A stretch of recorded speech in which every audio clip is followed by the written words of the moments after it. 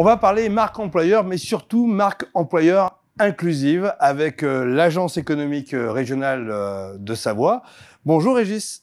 Bonjour Laurent. Vous êtes bien accompagné aujourd'hui. Je rappelle que vous êtes chargé d'affaires à l'Agence économique régionale et vous êtes responsable du dispositif Fab RH Savoie. On y revient dans quelques instants. Et vous êtes bien accompagné, comme je disais, puisque vous êtes venu avec Céline Chatillon, responsable RH de CEMOI à Chambéry. Bonjour Laurent, effectivement, responsable ressources humaines sur le site de Chambéry, où on fabrique de la pâte de fruits, des confiseries chocolatées à hauteur de 6 500 tonnes par an. Alors vous êtes présent partout en France au niveau du groupe? Oui, on a plaisir à raconter qu'on a une chocolaterie CEMOI à 200 km de chaque habitant français. Et à vos côtés, Sandrine Pillard. Bonjour Sandrine. Bonjour Laurent. Alors vous êtes responsable RH du Club Saveur, c'est une entreprise familiale. Oui, entreprise familiale de 25 collaborateurs, créée en 1988.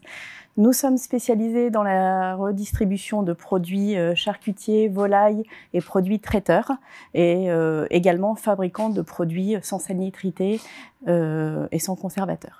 Alors, vos deux expériences nous intéressent parce que ça va nous permettre, Régis, de bien comprendre l'intérêt de la marque employeur inclusive. Est-ce qu'on peut revenir sur cette définition ?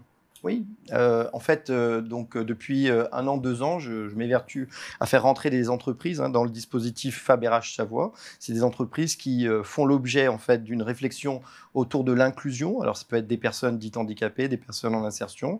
Et pour les accompagner au mieux, j'ai créé ce qu'on appelle un parcours d'accompagnement RH qui s'appelle le parcours Métis pour marque employeur territorial inclusif en Savoie.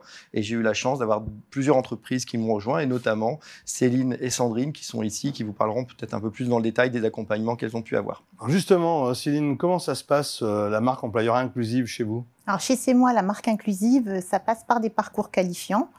On a des emplois de conducteurs machines, conducteurs process et conducteurs de ligne.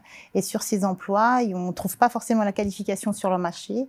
Donc on s'adresse à un partenaire, c'est le GEC, qui va nous accompagner sur des parcours de CQP sur la conduite machine. Alors CQP, un parcours de 10 mois en règle générale ? C'est ça, pendant 10 mois, on a des formateurs internes qui vont accompagner les personnes. On va mettre en place des comités de pilotage qui vont venir surveiller, accompagner l'évolution et les progrès de nos apprenants. Ça, c'est pour des personnes qui cherchent un emploi à plein temps toute l'année, on est bien d'accord ? Oui, alors nos parcours qualifiants visent un emploi CDI à la clé. Donc c'est important de dire que parfois on tente son expérience en saisonnier et puis on peut rebondir de cette manière-là. Exactement, le principal accès sourcing pour nos parcours qualifiants, ce sont nos emplois saisonniers. Alors, les difficultés pour devenir employeur inclusif, parce que ça peut être un modèle pour certains qui nous regardent. Alors, les difficultés que l'on peut avoir, c'est l'ouverture d'esprit. Donc, ça passe par du dialogue, de la co-construction avec l'encadrement, avec les conducteurs de ligne qui sont formés, qui vont être ouverts à accompagner des personnes d'une diversité sociale, qui sont éloignées de l'emploi de l'industrie agroalimentaire et qui vont apprendre progressivement en 10 mois l'emploi de conduite. Sandrine, parlez-nous de cette phase d'intégration que vous pratiquez dans votre entreprise. Alors chez nous, l'intégration est longue, elle ne se limite pas à la période d'essai, ce qui est souvent le cas dans les entreprises.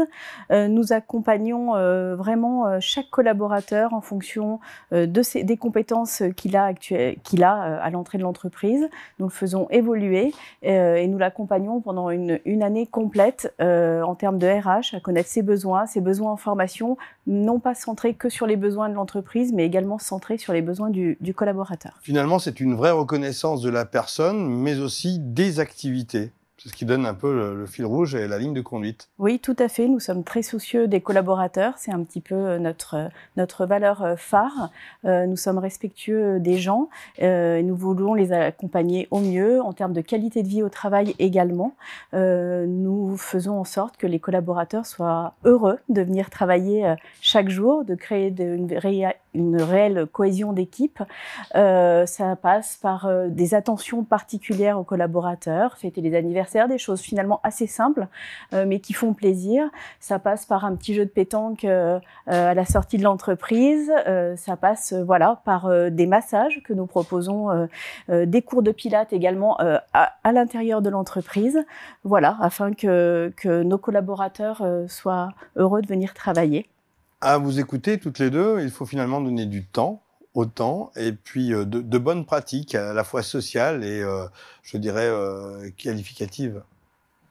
C'est très juste. Enfin, la synthèse est aujourd'hui, pour aller chercher l'intérêt, la motivation d'un collaborateur, assurer son suivi, son intégration sur le long terme, c'est lui démontrer qu'on lui porte de l'intérêt.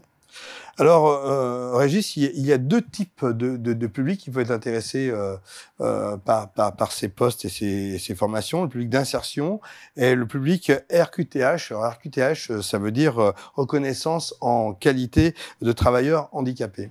Et en fait, sur la plateforme, nous accueillons principalement des publics qui sont éloignés de l'emploi pour des raisons diverses. Effectivement, il y a des personnes dites en insertion.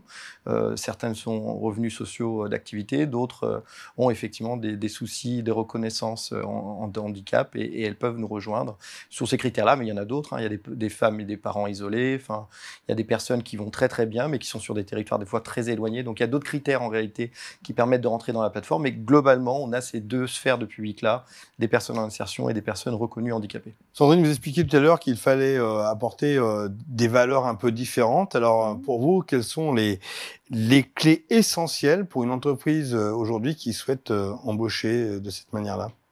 Alors pour nous, la principale qualité que doit avoir l'entreprise, c'est l'intérêt des gens, l'intérêt des collaborateurs, s'intéresser réellement aux gens, à leurs particularités et s'adapter et les faire progresser dans leur métier professionnel.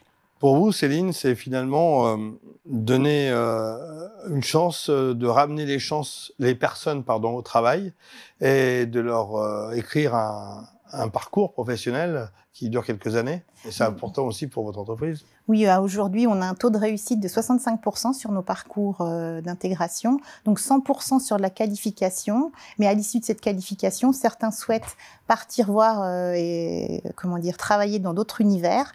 On a des personnes qui reviennent travailler au sein de nos locaux, puisque la plupart de ces personnes n'avaient pas forcément connaissance d'autres environnements. Ils avaient peut-être besoin de se forger une autre expérience pour pouvoir revenir tout simplement au sein de ces mois. Finalement, qu'est-ce que vous a apporté FAB RH dans cette démarche ? De l'ouverture d'esprit, mieux connaître toutes les parcours parallèles et d'autres possibilités de recruter en sortant du recrutement académique. Notamment en participant au Café Emploi. Oui, tout à fait. Les cafés emploi via FAB et insertion via FAB RH m'ont permis de rencontrer les différents protagonistes sur le secteur de la Savoie. Et FAB RH permet de recentrer en fait tous ces partenaires en un seul lieu. Ça permet finalement de rapprocher les entrepreneurs et les entreprises de cette population qui a envie de travailler, parce qu'il y a des gens qui ont toujours envie de travailler, qui ne savent pas forcément comment s'y prendre d'un côté comme de l'autre d'ailleurs. Puis qui n'ont pas identifié automatiquement des entreprises qui ont cette bienveillance. On ne parle pas assez souvent de la bienveillance et je pense que c'est ça peut-être le critère des entreprises qui rejoignent le FAB et en tout cas qui ont envie de travailler avec ces publics-là. Voilà, on a tenté de vous éclairer sur ce sujet qui est important et qui maintenant fait partie du quotidien de toutes les entreprises dignes de ce nom. Mesdames, merci. Merci à vous. Merci. Merci à très bientôt sur Savoie News.